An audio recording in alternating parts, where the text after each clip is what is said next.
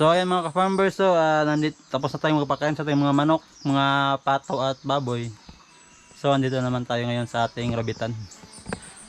Ayan sila.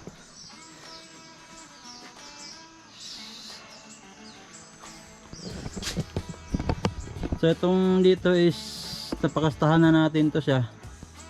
Kaso hindi nabuntis. Kasi nga nagka-problema yung back natin. Ito napakastahan din, hindi rin nabuntis. Ito napakastahan ko na to pero hindi ko lang alam kung nagtuloy kasi may mga nakakapa naman ako sa loob ng tiyan niya.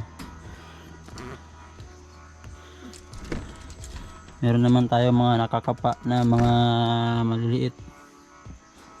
So ayan. Siguro buntis na siya, antayin na lang natin na na mga anak.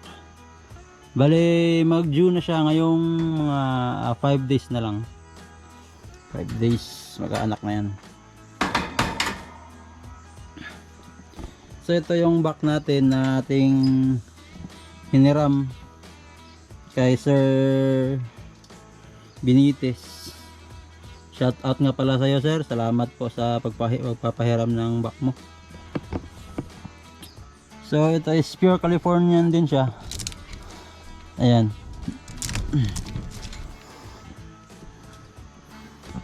Ang kanyang tattoo is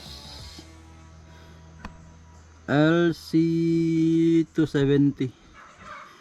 So galing to kay Sir Liamsi. Galing to kay Sir Liamsi na back. Direct talaga sa kanya. From Sultan Kudarat. Yan, medyo naninibago pa siya dito sa area natin. Kaya medyo mailap siya. Pero malaki itong back na to. Mga ka-farm boy, malaki siya. Nasa mga 4.5 to 5 kilo siguro to. Malaki siya. So maraming salamat sir, napakabait mo po sir at pinahiram mo po kami.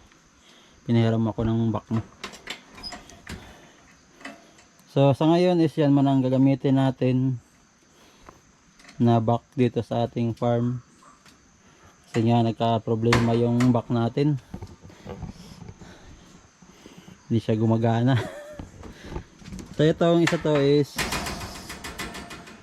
ayan, hindi pa to nakastahan, ayaw magpakasta. So itong dalawa dito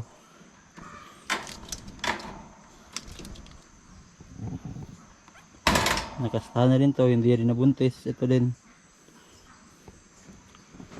So ito nga pala yung back natin. Ayan hindi ko alam kung anong nangyari sa kanya.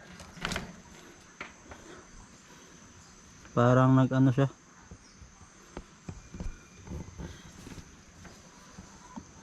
pumapayat siya mga ka-farm boy ba. Siguro kailangan natin siyang palitan. Siguro dahil sa katandaan na rin siguro. So ang plano ko ngayon mga ka-farm boys yung papalitan na natin yan siya. Ang maproduce natin na back na galing dito, mga anak nito, ayan ang gagawin natin na back. Ngayon ang gagawin natin na barako naman dito sa ating orbital. So maganda na rin yan kasi hindi tayo ma-inbreeding. Kasi pag ang gagamitin din natin na back talaga dito is yung galing sa produce natin dun sa ating kay LC79 is magkakaroon tayo ng inbreeding. Kasi magiging lalabas na mga apo na niya, lalabas na mga kapatid niya sa ama ang magiging nila.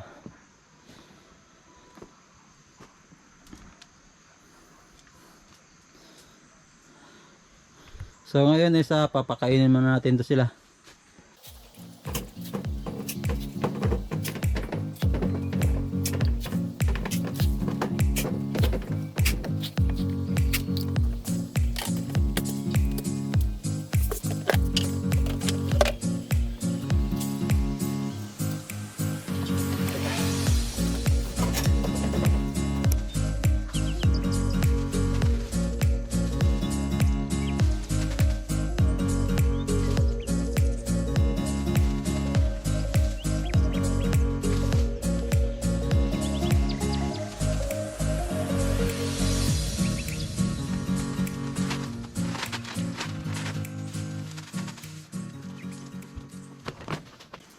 So yan, lagyan na natin ng mga damo ang kanilang mga grass feeder. Ngayon is kukunin muna natin yung ating mga paraphernalias ba, paraphernalias. Kunin muna natin yung mga gamit para pang inject, kasi mag-inject tayo sa kanila ng vitamin IDE.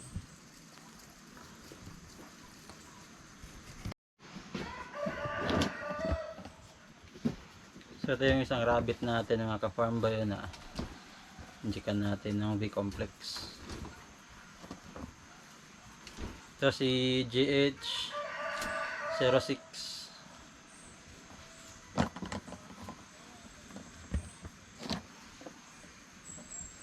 So pag mag-inject pala tayo mga ka-farm boy sa ating mga rabbit, no, is dito natin injectan, no, sa may pigi.